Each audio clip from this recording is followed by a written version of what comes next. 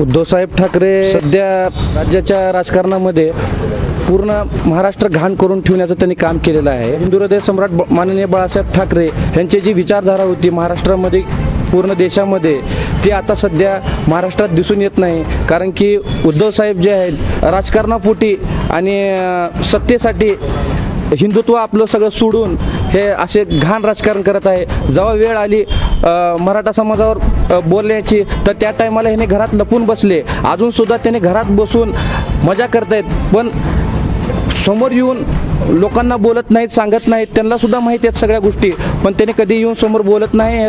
पूर्ण राजकारणाचा त्यांनी फायदा घेतात त्या गोष्टी, जसं वक्फ बोर्डचं राहू द्या, विशालगडावरचं राहू द्या, हे असे अनेक कारणं आहेत। पण त्या गोष्टीवर ह्याने बोलू शकत नाहीत, कारण की त्यांना बोलायचं नाही। कारण की त्याने फक्त मतासाठी आणि फक्त स्वतःच्या राजकीय ह्याच्यासाठी त्याने स्वतःची पोळी भाजून घेत आहेत आणि त्याने दुसऱ्या गोष्टीवर त्याने अजिबातच बोलत नाही। त्यांना फक्त राजकारण करायचं, बाकी दुसरं काही करायचं नाही।